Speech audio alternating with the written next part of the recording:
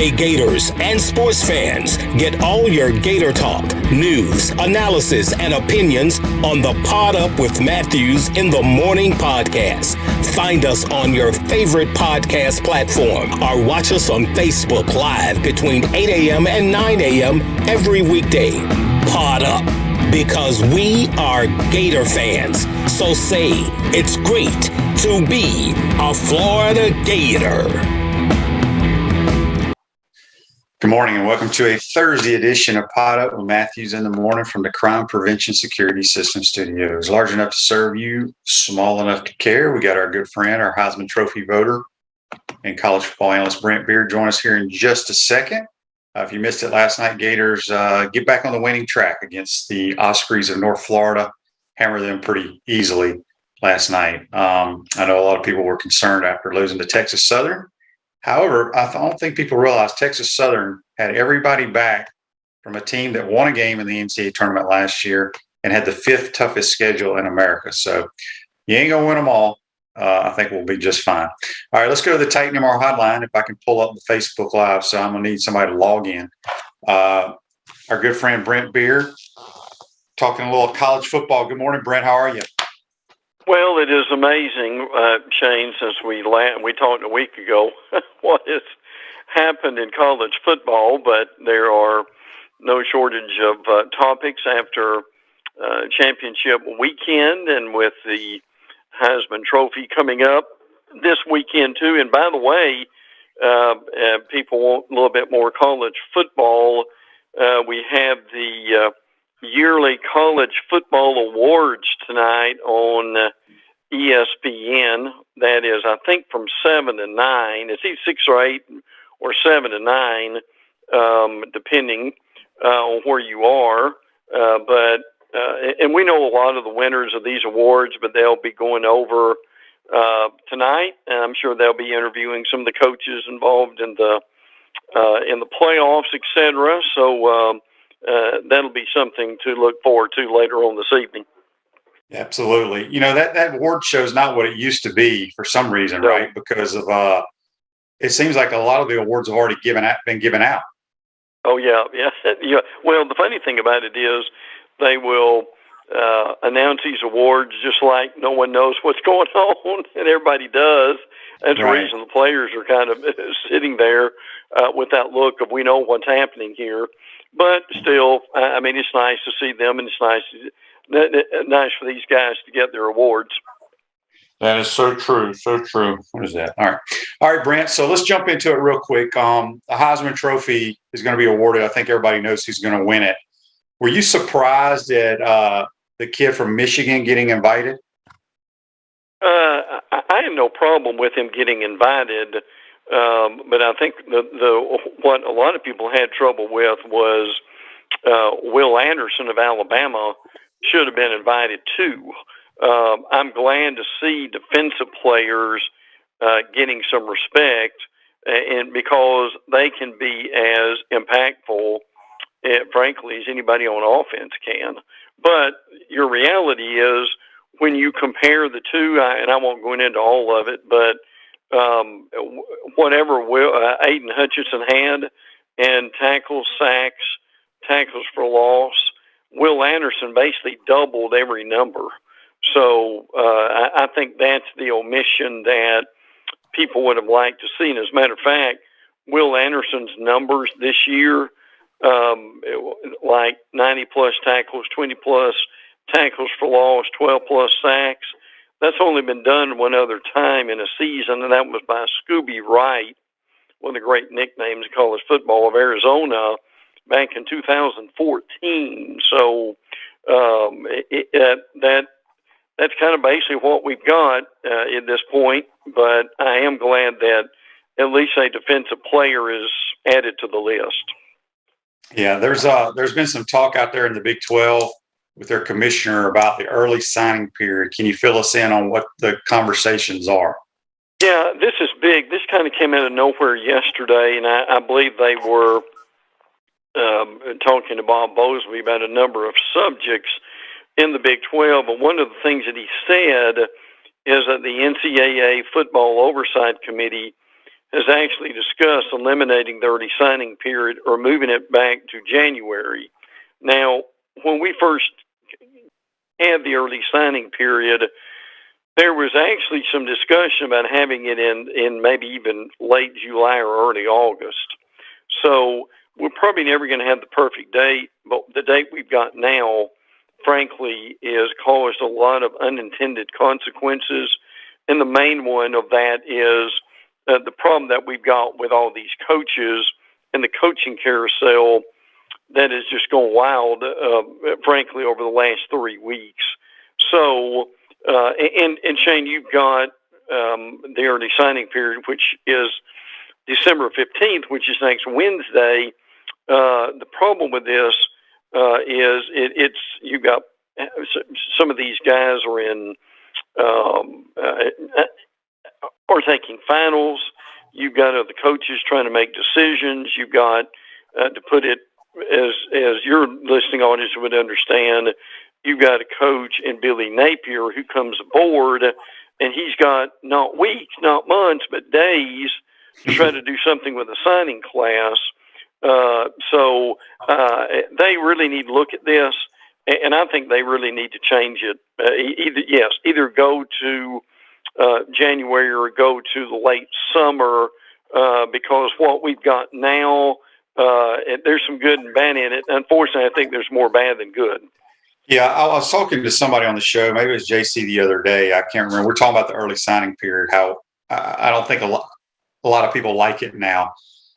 Did they change that, Brent, so kids could go ahead and sign and enroll in school in January? Did that? Yes. Or could you still commit like in the old days to February and enroll in January? I can't remember. Well, the reason they did it is they had so many kids who were ready to sign, and they had to wait to February in order to do it. And a lot of these coaches just thought, well, we're just babysitting these guys. I remember when Phil Fulmer was at Tennessee, that was his comment about the early signing period was almost verbatim. We have to keep calling them, keep going to see them, and they've already committed, so we're wasting time and money by being able to do that. So that was kind of the motivation in order to have it. And like a lot of things in college football, the intention and the motive was good. The problem is when we actually do it, is what we just see that there are some things happen with this that we didn't expect. And what we didn't expect is to have this literally insane situation with coaches and trying to put together a recruiting class at the last minute. Yeah. Turn your car or truck into a rolling billboard for your business or brand with an eye-catching vehicle wrap from Wrap Spot this December. Mention promo code Shane, receive 13% off your vehicle wrap. Speaking with Brent Beaird on the Titan More Hotline. Brent, I want to go ahead and I know we got a bunch of stuff to talk about today, but we're getting a bunch of Facebook Live comments about Billy Napier hiring Corey Raymond from LSU. A couple of people have asked, how did that happen? Was Brian Kelly going to retain him at LSU? Well, here's the deal. When a new coach comes in, they will sometimes keep folks and they will not. And people scratch their heads about this and will wonder why they don't. Well, if you're a Gator fan, it's very fortunate that he didn't. Frankly, Corey Raymer is one of the best recruiters in the nation. I don't mean in the league. I mean in the nation. And this really worked out well for Florida here. Now, I'll give you this is from 24/7 Sports. This was on Twitter earlier today. Florida head coaches Jim McElwain and Dan Mullen signed a combined 4 24/7 composite 5-stars from the 2015 through 21 classes. New Gators assistant Corey Raymond was tabbed as the 24/7 Sports primary recruiter for 5 such 5-stars during the same time frame. So the point of this is Raymond did a really good job at LSU. And Shane, and I know you understand this, when coaches come in, they keep some of the same guys. They let some of them go. You know, some of them are real head scratchers, but they bring in guys who are comfortable with, they trust, and they know. And coaching is just relationships. So this is one of those things to where, yes, the change is made, and you would thought he had kept him, but he didn't at that point either. Now, my understanding is Corey Raymer was primarily responsible when he was at LSU for Eric Reed, Jalen Mills, Jamal Adams, Tre'Davious White, Greedy Williams, Grant Delpit, and Derek Stingley Jr. How about that? So yeah, he was a really good player for LSU. Played in the league a long time. It was a big pickup for the Gators getting Corey Raymond to come on and be a coach on this staff. There's also a lot of people have mentioned, and I saw it on Twitter, that Jawan Sider, who was here for a small cup of coffee, it seemed like. I believe he may be at Penn State right now, maybe being hired by Billy Napier as well. Have you heard that? I'll just count it as rumor. I have, but nothing real official on that. I'll say this: he is putting together a really good staff, and people have just. And I know you said this. I'm sure this week, people have just got to be patient with him. They got the right guy, I believe, but he just hasn't had enough time to do what he needs. And again, as we mentioned, this is part of this early signing period. And he can't be judged on that right now. And he told people to be patient, and hopefully they will. Yeah, and I know people are freaking out all over Twitter and social media about kids decommitting, but people don't understand that some coaching staffs, they're looking for a different type player. That's right. Somebody, right. And so just because a kid decommits, we don't know if Billy Napier sat on their couch in their living room and said, look, here's the deal. I'm bringing in these players at your position. You're welcome to come in and compete, or you can look elsewhere if you don't want to compete. Right. We don't know what's being said, but every staff has their eyes on certain players. And right. I think people need to relax and, as you said, trust the coach there. Oklahoma has hired their coach, Brent Venables, and bringing in Jeff Lebby from Ole Miss to run the offense. I think that's significant because of the SEC tie here. Lebby, I know Lane Kiffin gets all the credit at Ole Miss, but I'm curious if you know, Jeff, but Lebby, thought by many people, is a really good coach. He was the offense coordinator at Ole Miss. Lane is more of the play caller. And he usually brings someone in to kind of more develop the quarterbacks than he does. I'm not saying he doesn't have something to do with it, because he does. But my point with this is Lebby will be a real mess for them. And I can tell you, Jeff will be a head coach somewhere in the next few years. Yeah, I agree. He's done a really good job everywhere he's been. But it's going to be interesting to see who Lane goes after to fill that spot. We got a text here on the Titan Mark text line. Doesn't say who it comes from. It says, good morning, QB. With the addition of Corey Raymond as assistant head coach of the defense / corners and Patrick Toney as co-DC with the addition of the DC eventually, how will that work? What do you think the pecking order would be? That's a good question. A lot of times these guys are getting these titles because it gets them a little bit more money in their pocket. Yeah. But yeah, I do believe there's going to be another quote co-DC eventually hired here, but we'll find out the pecking order. I don't know how that works. Well, I can tell you real quick. The guy he's bringing that he's been working with is really good. As a matter of fact, I've seen that over several people who are kind of neutral on the subject that have said if he brings Toney over with him, that's going to make a big difference. So him bringing some of his own staff, and he had a really good staff at Louisiana. The thing is, Shane, not a lot of people have heard their names and know who they are yet, but they will. Yeah, that's the thing. People want these big name guys to come in here, but it's not that big of a deal. We got a Facebook Live question for you, Brent, brought to you by Meldon Law, the only official law firm partner of the Florida Gators. John asked, Brent, who is Oregon targeting? Any chance Lane Kiffin gets a call despite the fact that he just signed an extension? That was going around last night, but my understanding is they have asked permission to interview Cal coach Justin Wilcox. So that's a name you might want to keep in mind. Another rumor type thing that is going to go on because he's from that area is Harsin from Auburn is going to be linked with some of these jobs that open with the Pac-12 schools. I think he's staying at Auburn, but because he's from that area, he will be mentioned as a rumor from the media. So, but I do think he's going to stay at Auburn. But yes, Justin Wilcox is the name that we've heard this up for that next. Yeah, Joseph says Patrick Toney was offered the Texas Tech DC job, but Napier wanted to keep him. So that's why he probably gave him the co-DC title. Eric asked here, are any former players coming back as ambassadors to assist Coach Napier with recruiting? Not that I'm aware. I don't know. I think what people need to realize, it doesn't matter if Billy Napier brings in 500 quality control or analysts. They cannot help in recruiting. They can only talk to a kid when the kid is on campus. Those kids, they can't call them on the phone. They can't go to their house. They can't go to their school. They can't go to their games and watch.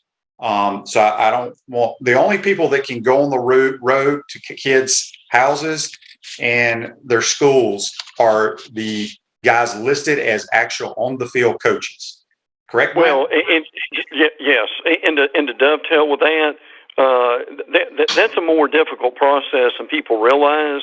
That the coaches have got to go through a certain test and be pretty well certified by the NCAA, and I'm sure the school compliance in order to do that. Shane's right.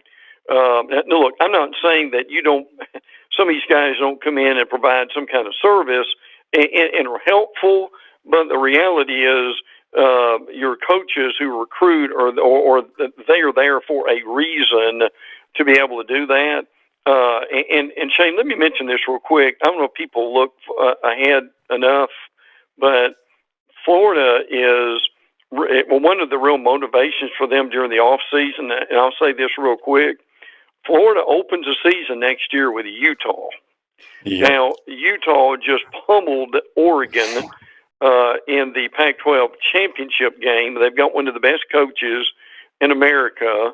And they play like a SEC team because they're so physical. So for Gator fans, if you've been looking for a really good opening season opponent, you've got one coming up. Yeah. Joseph says here, Vernell Brown is being retained as some sort of analyst. He's not an analyst. He's what they call a player liaison, player personnel. He helps with stuff in the community and things of that. He has nothing to do with football-related stuff. Kewan Ratliff was in the, I think he had something to do with recruiting, director of player development or something. So I don't know if he'll be back as well. John says Sharif Floyd is also being retained. These are former players that must be just like a student assistant. I think Sharif's going back to school, so he may be a student assistant or something along those lines. Dan says need former players as booster ambassadors and raise money for facilities. All right, so Brent, this stuff about Jimbo Fisher just blows my mind.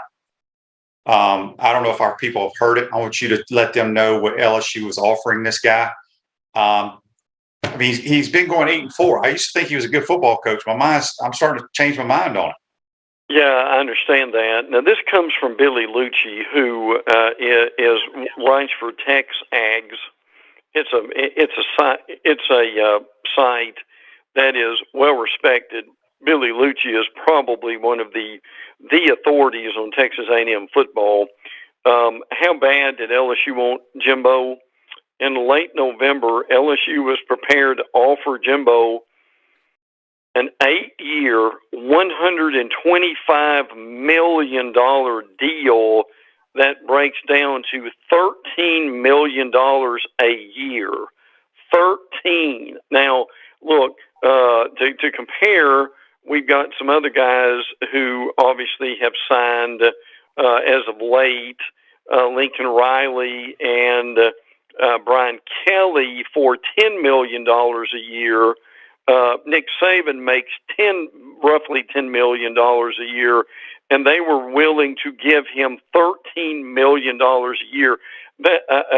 Listen, Shane, there's not much that rattles me anymore, and I'm sure you're the same way when you look at these numbers, but I had to look 2 or 3 times at that just to believe it. Yeah, because like I told you, I think Jimbo's a good coach, but my mind is changing because Kevin Sumlin has had a better record and beat better teams than Jimbo has. That's correct. I don't understand the love there. And I mean, if somebody said, okay, you got to start your program and money is not a factor here. Do you want Jimbo, James Franklin, Mel Tucker, Lincoln Riley? I'm trying to think of who else is getting all this crazy amount of money. Lincoln Riley is a slam dunk, in my opinion, over all of those guys. Sure. Yes. That's just me. Yeah. Now, Jimbo, I want to say he's going into year 6, correct? I think it's actually 5, but your point's well taken. Okay. I mean, the problem is they struggle in November, just like that they have under Kevin Sumlin. And where this money came from, Scott Woodward, who is the LSU athletic director, he and Jimbo were very close.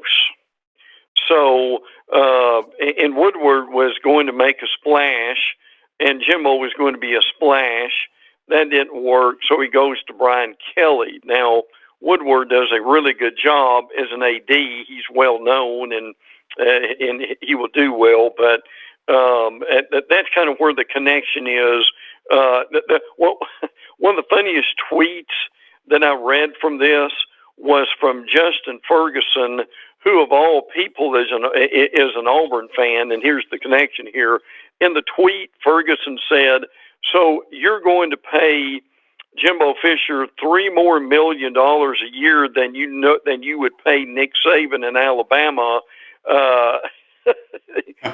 His quote was, "Whoever believes that Jimbo deserves $3 more million a year than Nick Saban they need to seek medical attention." I agree 100% with that because, supposedly A&M's getting a bunch of 5-stars, supposed to have one of the top recruiting classes in America. They better win minimum of 10 games next year. I don't even get it. And Dan brings up a good point. Jimbo hasn't even taken the Aggies to Atlanta yet. That's right. Yeah, that is correct. Now, what you said is also correct because they had a big weekend in recruiting. They had 3 of the top 8 overall players on the On3. This is a new website from Shannon Terry. Composite rankings. Walter Nolan's one of those, and I won't go into all the names here. But your point's a good one. They're at the point now. Jimbo is, and again, Jimbo's a good coach. He won a championship at Florida State. Well, we get all that, but the reality is. He's getting to the point where they've got so much talent there, not going further than they are is becoming inexcusable. Yeah. Speaking of LSU, their quarterback Max Johnson, the son of Brad Johnson, is in the transfer portal. Where do you think he may end up? Tallahassee? Yes. Yeah, that's kind of the latest thing. This surprised me. I'm curious if it surprised you. That Max Johnson is leaving. Now, unfortunately, Gator fans know Max Johnson real well after the last 2 years. But and again, they're not even sure who is going to be the quarterback for the bowl game for LSU because if Garrett Nussmeier, the backup quarterback, plays, he burns a redshirt year. That's incredible to think about that. But Max Johnson and his brother Jake, who is a really good tight end prospect, are going somewhere, and there's some rumor that it may be LSU. Well, the question would be, why is Max Johnson leaving LSU? And as we dug a little deeper into this, Brian Kelly really likes the quarterbacks that they've got that's coming up, particularly They've got the next guy in line is Max O'Dowd, who is from Douglas Hine Parkland, Florida. With that, they'll also have a kid named Walker Howard, the number 2 pro-style quarterback in the nation. He plans to enroll. Kelly recruited Howard when he was at Notre Dame. So what this is Kelly's got a guy that he really likes, and that he'd rather have, obviously, and Shane said this well, they probably sat down together and said, look, you're welcome to compete. This is a guy that I've recruited. This may be where we're going. And then Max Johnson decided to leave. Could that be an accurate assessment? Yeah, and also the Walker Howard kid you mentioned is very close to Billy Napier. His dad was a quarterback back in the day at LSU named Jamie Howard. Yes, remember him well. Really talented guy. I think he was a baseball player too. But don't rule out the Gators in the Walker Howard deal. I have no inside information. Just been told. Well, I guess that would be inside information. Just been told, don't rule that out. It may or may not happen. Ole Miss supposedly, now I don't know if this is going to change now that Jeff Levy's not there. Dylan Gabriel, the quarterback out of UCF, was going to transfer to Ole Miss. Is that still a done deal? Well, no, it's a possibility. We'll count it as that with this situation. Good point. On with Levy leaving. Now, again, Gabriel just may be at the point with Ole Miss where he wants to come with that too. So that's the thing we don't know. And look, anytime we're talking quarterbacks on our segment over the next few months, one name to keep in mind is, where does Arch Manning go? And believe me, a lot of these moves are being made with these schools just so Arch Manning may eventually come there. And he's still a ways off before you can actually sign with anybody. But that's one thing I wanted to mention too. But as Shane said, yes, Dylan Gabriel of UCF has visited Ole Miss, very interested. Not saying that's a slam dunk yet, but I think one thing's for sure, Lane will have an adequate quarterback, to say the least. Yeah, I'm going out on a limb right now, and I'm going to say Arch Manning ends up at one of three schools: Georgia, Alabama, or Texas. I think are those just right. We got a Facebook Live here brought to you by Melton Law about Devin. He says, what do you think Napier does with the kids like Jacob Copeland on Twitter, kind of disrespecting him? I don't know what Jacob Copeland tweeted, so if somebody wants to let us know. But I'm going to tell you this. I've never met Billy Napier, just what I've heard from other coaches, just his demeanor. He ain't going to put up with anything. I can tell you, right? He don't care who you are, what you've done, or haven't. I mean, we ain't got a whole lot of guys that have done anything. And let me tell you this too. That's a really good point, because I can tell you right now, some of what's going on with Napier and also some of these other coaches, some of these guys have come in, they've laid the wall down, and they're holding these guys accountable and responsible, maybe for the first time in a while. And I'm not saying the previous coach didn't do that, but there's a new sheriff in town with a lot of these places, and some of these current players don't like that, and they may be going somewhere else. Yes, and just because kids enter the transfer portal, trust me, it's a blessing when that happens sometimes. Yes, sometimes it is, yes. They are causing problems or trying to get away with stuff, not doing what they're supposed to do on your roster.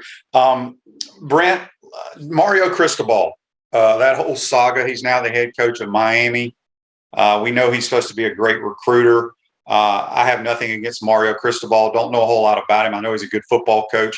I don't know how great a head coach he is, because Oregon has not wowed me since he's taken over there. Yeah. How do you think he does down in Miami? Well, I think he'll be better than what they've had as of late, frankly. Now, they're spending a lot of money, $8 million to buy out Manny Diaz, $9 million to buy out Mario Cristobal at Oregon, and $8 million for his salary. That's a lot of money, but they are making the effort, and I give them credit with that. And to your point, but by the way, Miami plays A&M next year. I wanted to throw that in there, that they play at A&M, Texas A&M. What I wanted to dovetail with you about with this is I like Cristobal. He did a really good job at Alabama. I think he's done a good job at Oregon. He's a tremendous recruiter. This Thibodeau kid, that his defensive end that's going to the NFL is one of the better players in the nation that he recruited. But here's the thing, Mario, as good a coach as Mario is, potentially, Shane, they have 1 or 2 games a year that are just an inexplicable performance. That they beat Ohio State, and then they'll lose to a team they have no business losing to, and that's something I think as a young up and coming coach that he'll work his way out of at some point. But again, to the point here is his recruiting ability is very good, and to kind of go with what we've been talking about with the SEC.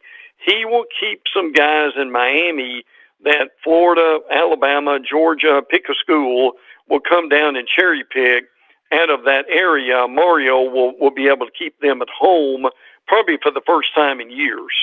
Yeah, we got a couple of Facebook Lives here. Brian says, brought to you by Metal Law, Howard's first offer came from Napier while he was at Lafayette. Mary Helen says, Copeland has disappointed me with his playing effort. I would like somebody to let me know what he tweeted. And Dan says, we've got a question for you, Brent. It's brought to you by Metal Law. Where do you think Manny Diaz ends up?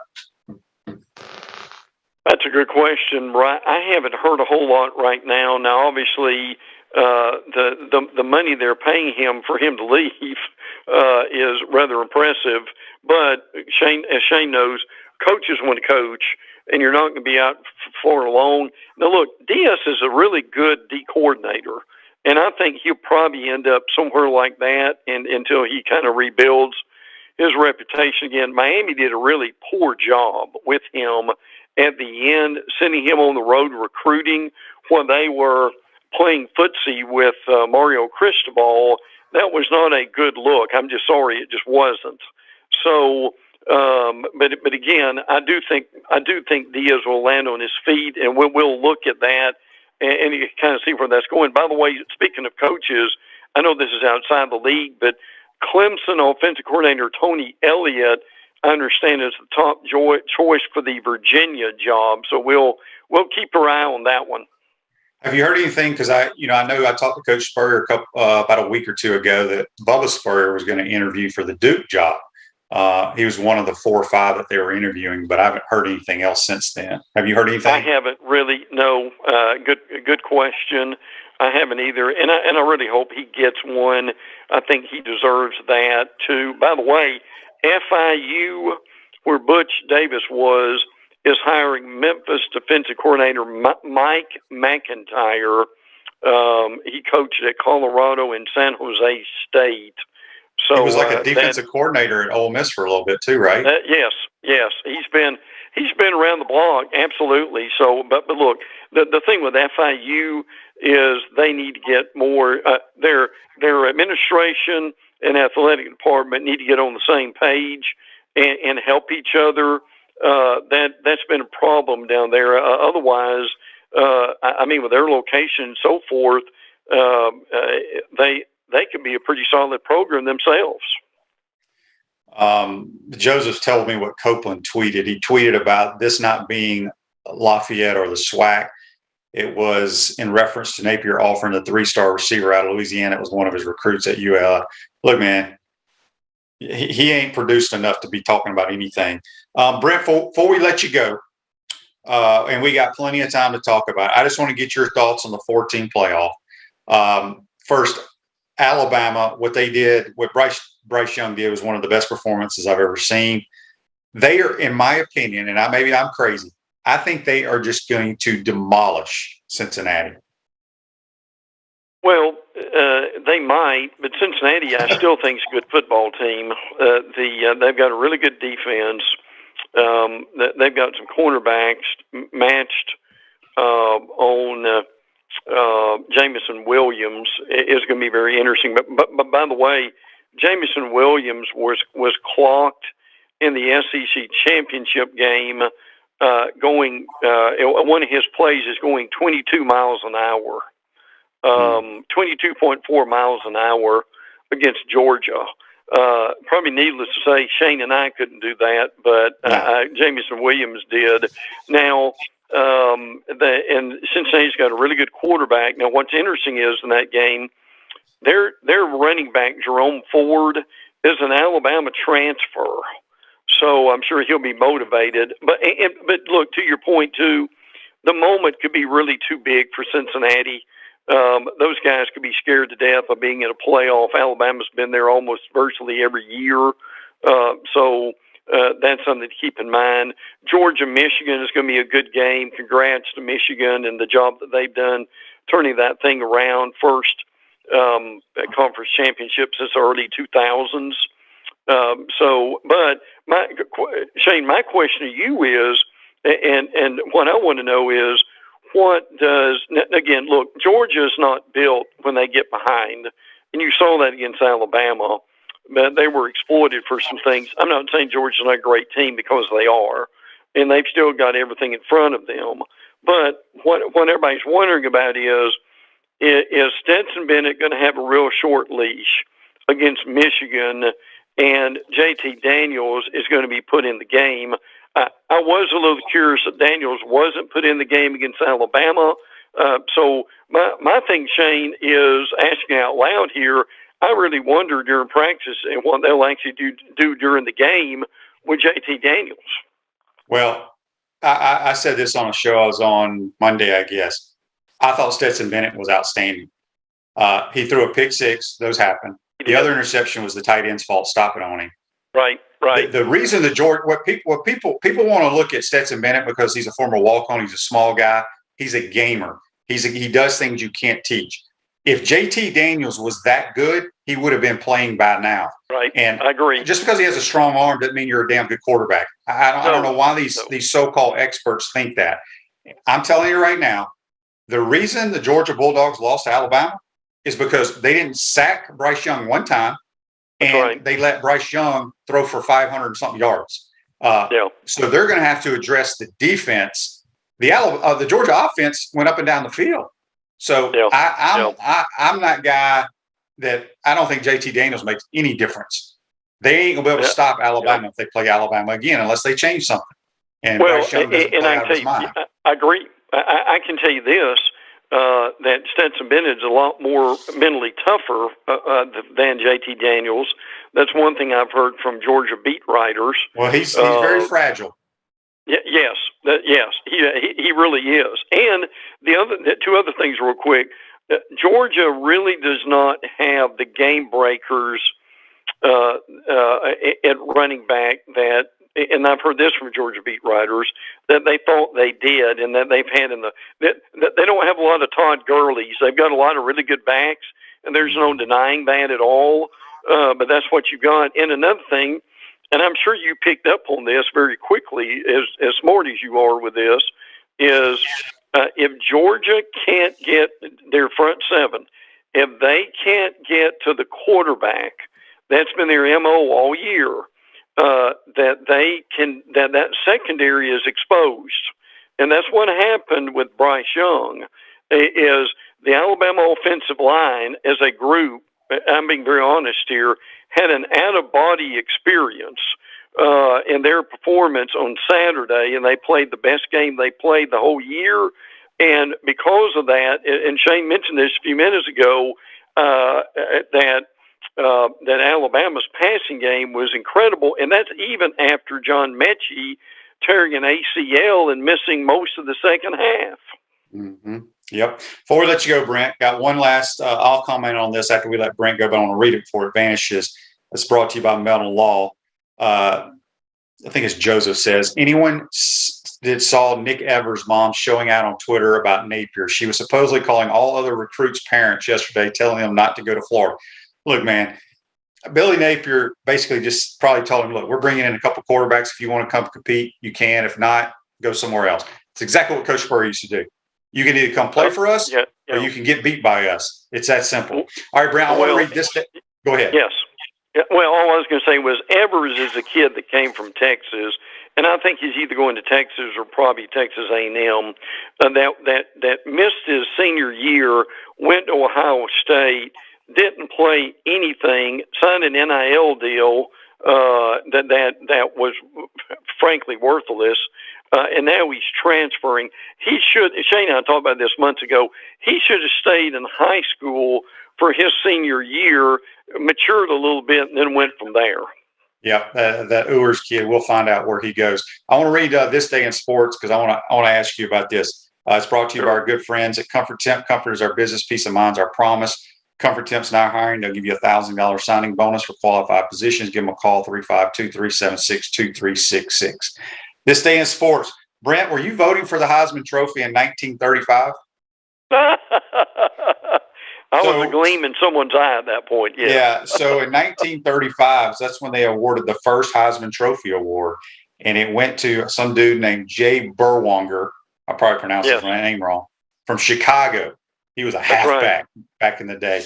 I guess the University of Chicago? I don't know. Yeah, he was, and ended up being a really good pro player, if I remember that right. So, but you're right, at that point, people looking at that now really don't know who he was.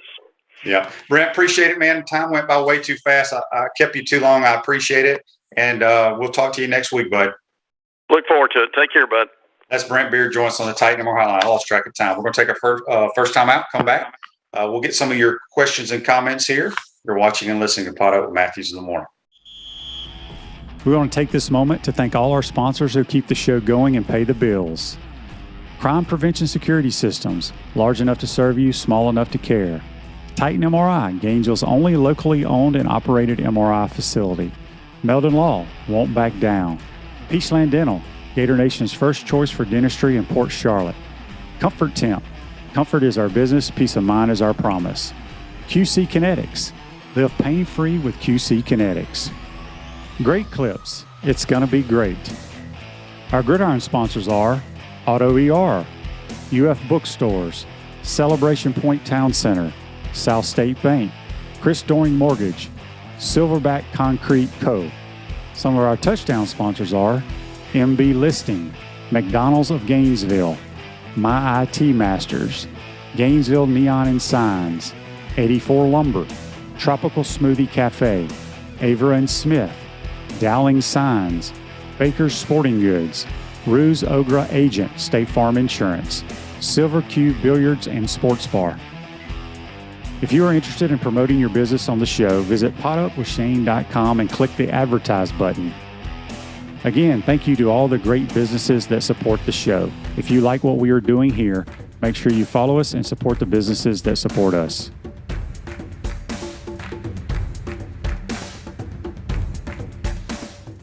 Welcome back to the Crime Prevention Security System Studios, large enough to serve you, small enough to care. Celebration Points where the Gators go to celebrate with premium brands like Nike, Regal Cinemas, Le Macaron, Dave & Buster's, Medici's, Palmetto Moon, and HBC's Restaurant, Spurrier's Gridiron Grill.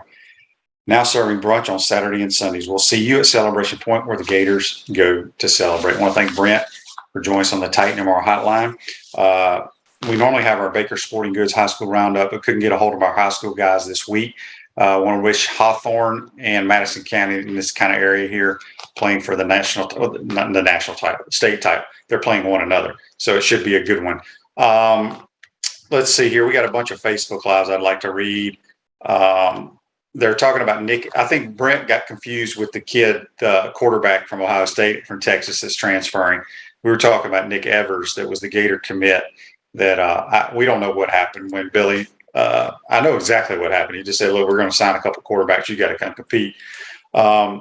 Says that she was going back and forth with some Gator fans that jumped on her. She started telling people to, quote, pull up, whatever that means, if they had a problem. She isn't helping her son out at all. No. And who knows? Billy Napier said, look, your mom needs to calm down. Maybe just told her right there, you can't be acting a fool on Twitter and this, that, and the other. So John also says here on Facebook Live, brought to you by Meldon Law, I heard yesterday that if a player enters the transfer portal, their NIL deal is void. I don't know all the rules to that. I meant to ask Brent about a couple of the NIL deals that I've heard of recently. Tim says he loves Comfort Tim. They got a great training partner. Well, good. Appreciate it, Tim. Mary says she loves Thursdays with Brent. Brent does a tremendous job. Okay, John says here on Facebook, Miles Brennan had gotten a brand new F-250 with all the bells and whistles. He entered the portal, and the lease on the truck was what? Well, that makes sense. If a kid does go in the portal, they're obviously leaving that college town to go somewhere else. So that makes perfect sense. Miles Brennan's a good player. I'll be anxious to see where he ends up. He may end up at Ole Miss. Who knows? But it's going to be anxious to see. December 15th, I believe, is the early signing period. We'll see what Billy Napier and his crew. I would not worry about it, Gator fans. He is cleaning house, and it's something that really needed to be done, in my opinion. He's not going to retain any coaches, bringing in all new coaches, whether you've heard of them or not. That doesn't mean they're not a good coach. I mean, hell, who ever heard of Jeff Levy until he did his deal at UCF and then obviously at Ole Miss? He's a really good football coach. He's going to have Oklahoma humming on offense. So if you got any questions or comments or texts you want to shoot them to us now. We only got a few more minutes on this Thursday edition. Get your thoughts on the basketball team last night. Thought they came out, played with great energy. I only got to see bits and pieces of it. But, they're going to have some bad games. I mean, obviously, you would have never thought they'd lose to Texas Southern. But Texas Southern, even though they hadn't won a game, had a very veteran basketball team that had played some really quality opponents. But they manhandled us. John says nobody knew who Dabo was until Tommy Bowden got fired. That's very, very true. So, we'll see. Billy Napier's got to try to fill out his staff as quickly as possible. It's a weird dynamic going on right now. You got to think about it. Gators are getting ready to start practicing for the Gasparilla Bowl with the other coaches that are still on staff, knowing they're not going to be coaching for the Gators. But those guys are constantly trying to find jobs elsewhere. Some of them may have some jobs lined up. We don't know that. We'll probably find out once the Gasparilla Bowl is over. I can't remember what day that game is. I want to say it's the 23rd of December. So what is today, like the 9th or 10th? So they'll probably start practice. Maybe they've already started practice. I'm not sure. Let's talk about our folks at, if you got joint pain in your knee, shoulder, hip, or back that won't go away, you need to check out QC Kinetics for long-lasting relief. No surgery, drugs, or downtime. Schedule your free consultation at QC Kinetics. 352-400-4550. Give them a call today. 352-400-4550. John asks, is AR playing in the bowl game? From what I've heard, no. I think he's had surgery on his knee, if I'm not mistaken. That's the word out there. Dan says, UNF almost beat Arizona and was up against Kentucky with 12 minutes left. That was a solid blowout. Yeah, it was a good win. It was a good win. And I think we play, I think we got Maryland Saturday. I don't know if that's here or there or if it's at a neutral site. Yeah, Cliff says he heard no because he's having knee surgery. Yeah. It's going to be interesting to see. Y'all made a lot of comments about Jacob Copeland, all these guys. I don't know why any of these guys think they're safe here. And like I've said in the past, scholarships, if people aren't aware of this, scholarships are year to year. Okay. But you never really take a scholarship from a kid, because if you do that, you're going to get terrible publicity, and you will never be able to recruit probably a kid where that kid played high school ball or in that area, because they're going to use that against you. So with the transfer portal, everybody talks about how it's, kids want to play, so they want to go places where they can get an opportunity to play. Well, the transfer portal is a great opportunity for coaches to cut kids. In your exit meeting, you sit down, you say, hey, little Jimmy, you're playing outside linebacker for us. You're number 2 on the depth chart. You have a chance to be the starter next year, but we're going to bring in 2 guys at that position, whether signees or transfer portal, whatever, to compete against you. You can either hang around and, compete, or we will help you try to find somewhere else. They're helping you because they're telling you, get the hell out of here. We don't want you in our program anymore. So that happens a lot now. Okay. John asks, in your opinion, I can find it. These things vanish. There it is. In your opinion, do both EJ and AR come back, or do you see one of them entering the portal? I think it's all going to determine what their talks are like with Billy Napier at the end of the year.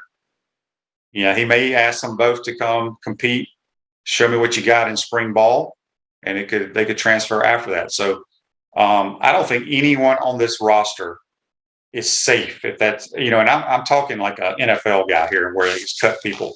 I mean, obviously you can't just tell everybody to leave, but I just think he's going to tell it like it is.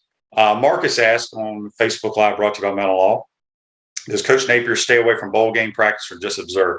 He won't have anything to do with it.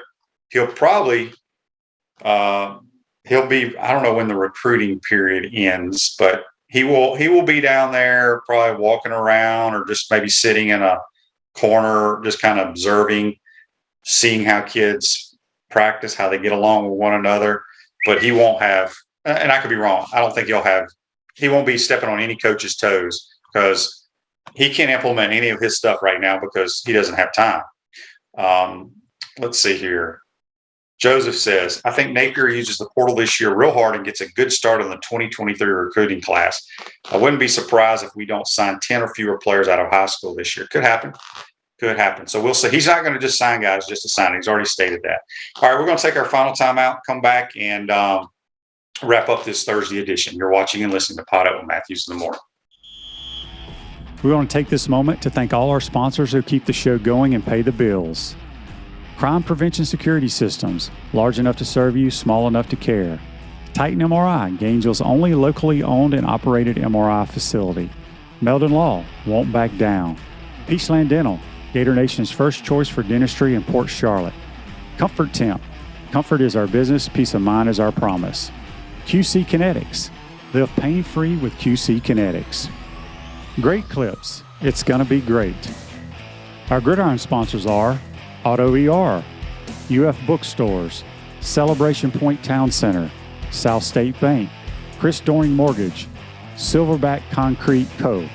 Some of our touchdown sponsors are Campus USA Credit Union, Adams Rib Company, Doreen Wiebe Realtor, Caldwell Banker, MM Parish, Gator Dominoes, Celebrate Primary Care, Gator Bait Media, Wrap Spot, Okido America, Gators Dockside, Style Cuts, Big Mills Cheesesteaks. If you are interested in promoting your business on the show, visit potupwithshane.com and click the advertise button. Again, thank you to all the great businesses that support the show. If you like what we are doing here, make sure you follow us and support the businesses that support us.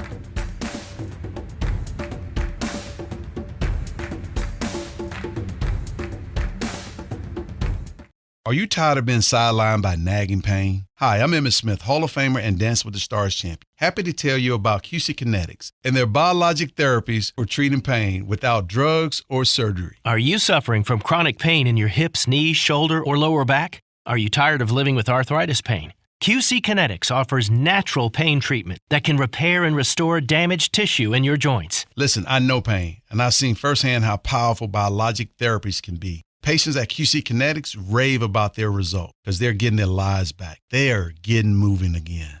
These exciting regenerative treatments used to be available only to pro athletes like Emmett. Now they're available to anyone thanks to QC Kinetics. Call today for your free consultation. Get long-lasting results from my friends at QC Kinetics. Call QC Kinetics 352-400-4550. In North Central Florida, call 352-400-4550. QC Kinetics 352-400-4550.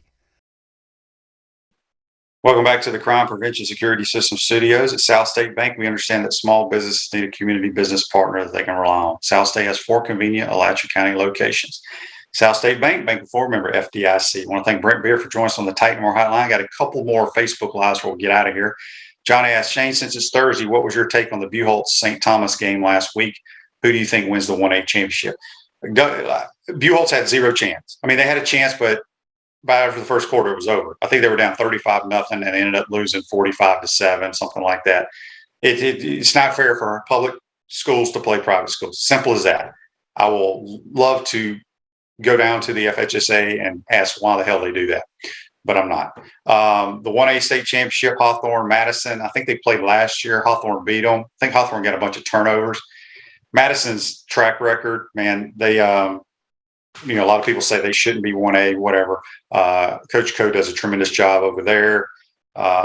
Obviously, Cornelius does a great job at Hawthorne getting them going. So it should be a heck of a game. I don't watch enough 1A football to even know who would win that, but it should be a lot of fun for the folks. I think that's in Tallahassee, which is close for everybody, which is a good thing. All right, well, make sure you tune in tomorrow, JC and I. Well, Peachland Dentistry, I guess we'll pick our NFL games for the week. Today's show's a wrap, brought to you by Wrap Spot. Be safe. We'll see you tomorrow. Trying to get the fans fired up. 2nd down and 10. Matthews rolling to his right, in trouble, can't find anyone. Now he throws it for Harrison Houston, who makes the catch. He's in the open field. Harrison to the 20. They're not going to catch him. Touchdown, Gators.